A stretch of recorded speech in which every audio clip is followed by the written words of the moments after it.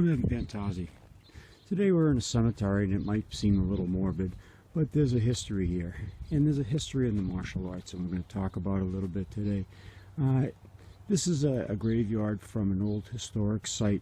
You see the oldest one I can actually read was that last headstone from 1690. This goes all the way back to the early 1600s in here. They're all over the place. And I can't imagine just being here thinking how many secrets are buried here. Okay? There's so much stuff going on that we don't know about and was hidden in these tombs. And that's the same thing with the martial arts. The martial arts, they have all their secrets are gone, okay, except for the ones that really documented what was going on in their life and their martial art. And they're few and far between. They're hard to come by. They're harder to decipher. But we're making headway on it. But what we're seeing is the Kyusho was real. Okay, it's a real phenomenon. It's nothing mystical or magical, and it wasn't anything to do with traditional Chinese medicine. It had more to do with the medical Western medicine in terminology. But some of these scrolls were a little older, okay, but it really didn't describe too much that was going on. So it's for us to find. Now, tradition has it that the martial arts is just all block, punch, kick.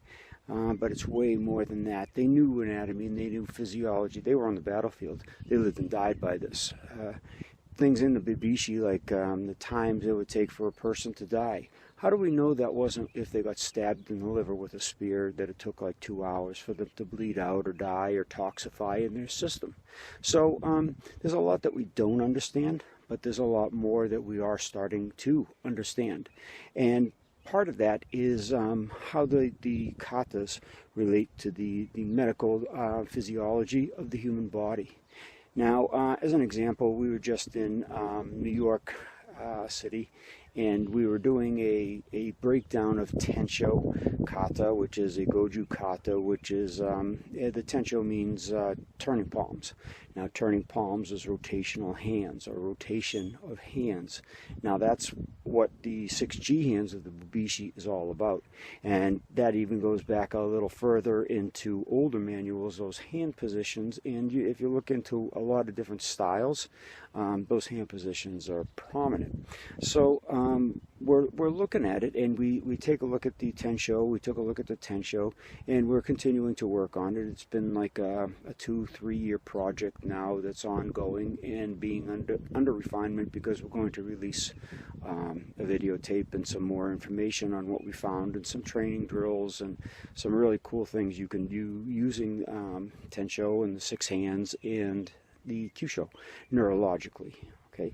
Now, the same weekend we took a kata called Seiuchin. Now, Seiuchin is a pretty unique kata, pretty unique to Goju in particular. And what we did with that is the Seiuchin, as we showed you in earlier posts, mapped out the blood systems of the body just perfectly.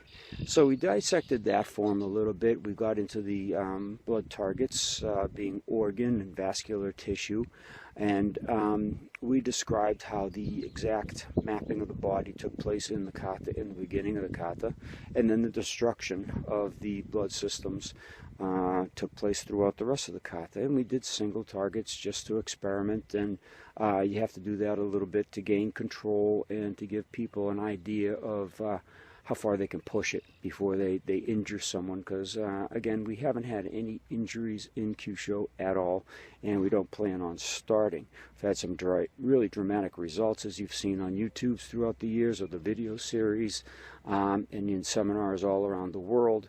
But we can say, and we're quite proud of it, that nobody's ever been injured. Well, anyway, we took that single targeting, and then we got into more complex patterns with it right out of the kata, like we were bunkaiing and taking different things and describing what you could do with it, the low stances, what those were for, some of the elbows, the strange hand positions from the Bubishi or the 6 hands. And then we got into a tegumi, which was grappling, transitioning from piece of the kata to piece of the kata, from a prearranged grappling drill, but using the hands, using the postures, using the blood targets.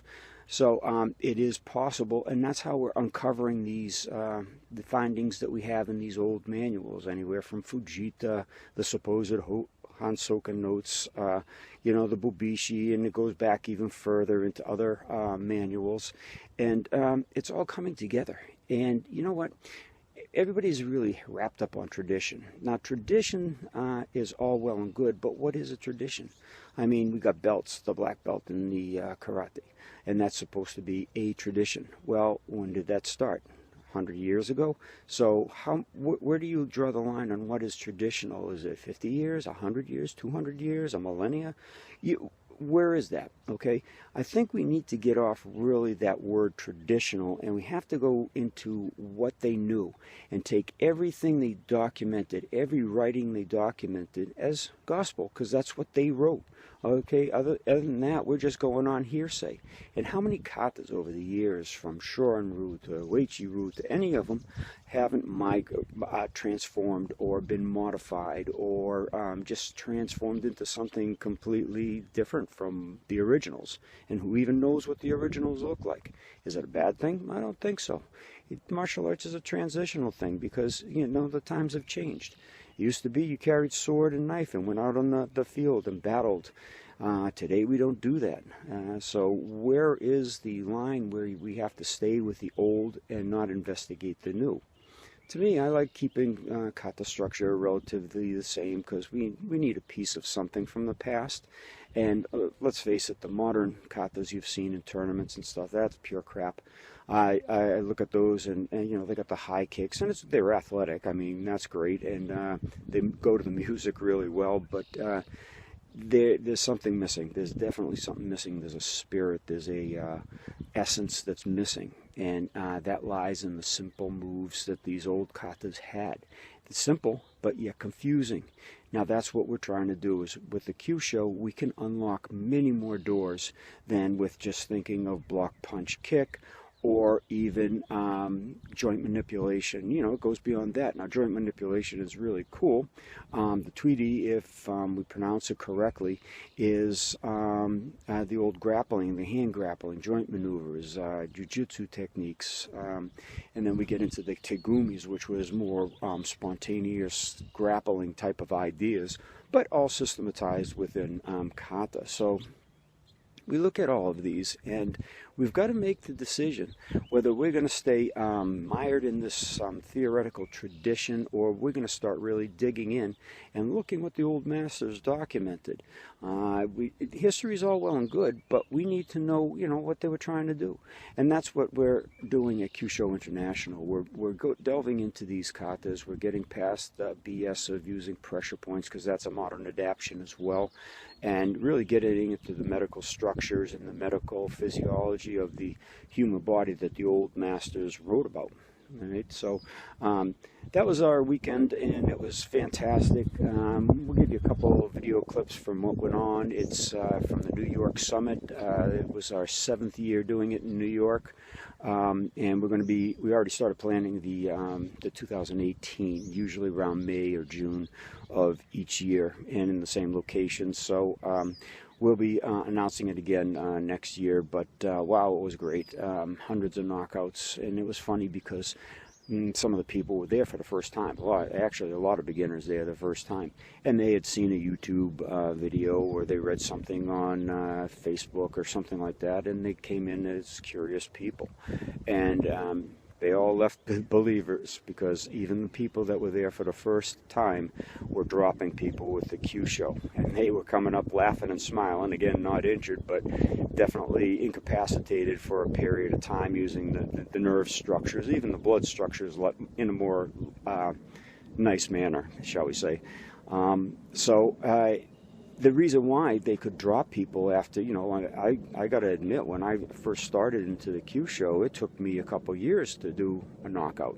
And that's because we had the wrong information. Number one, we had sparse information. Man, you had to travel all over the place to find an instructor or a seminar, and the seminars were pretty weak back then. There weren't too many targets. There wasn't too much going on with real theory and medical explanation. It was just they were following the TCM models. And early on, I got to give them credit. There was people that were looking into the medical, but then they dropped it to go into this heavy TCM thing, and it took them way off base. Now they focus more on the energy work, and they focus on no-touch knockouts and all that, and we all know how that's turning out. So we decided we were going to find out exactly what it was that was going on and getting into the real medical explanations. And we did a lot of work on cadavers. We did a lot of work with medical doctors, scientists, even psychologists to find out if some of the stuff wasn't hypnosis. And but it was great. These people were dropping each other and just having a hoot. And that's because we were telling them exactly the correct structure and how to access them properly, getting between the other structures that were hiding or protecting those vital structures or the Kyusho targets, and giving them weapons that were actually designed to do it instead of a fist or a forearm. So yeah, and you can still, by the way, do those techniques with fist or forearm, but there were better ways to do it, and you can get deeper penetration, especially for the blood work. Using a forearm to get into the blood, you can get maybe one area, two areas, but you can't really access all the blood gates of the human body. So look for the Tencho coming up. It's not going to be out too soon. I mean, we're just arranging the film crew and the studio right now. We've got the people lined up. We've got the methodology that we're going to show and depict in those forms coming up as well this year, 2017. If you look at this sometime in the future, is when I'm doing the seminars this year, the tours, intermixing it with the Tencho and the Seiyuchin drills to make sure that we're refining as much as possible. We've been doing it, like I said, for a few years, and right now I really want to get more hands-on before I present it on videotape, to just make sure that everything we've refined and looked at and documented over the years is going to work on a number of people. That's one of our criteria. If it works on one guy, doesn't work on another guy, well, you throw it out. Okay, we want to make sure that this is more viable, more universally adaptable. Okay, and that's a problem with a lot of techniques, especially when you use the pressure points in the TCM model. A lot of things just don't seem to work, and it's very difficult to get into it. So again, we're pushing the envelope just a little bit, but I want to let you know that don't get hooked up in the tradition as much. Yeah, it's nice and it's fun to go with, but there's a lot of secrets we have yet to uncover. And just like that graveyard we were looking at, and actually we're sitting in right here right now making this video, a lot of buried secrets, but you can unbury them. Okay, all it takes is a little bit of willingness to do so, and the tools to do it with, and that's what we're working on. Tools, targets, real Kyusho, and answers for you.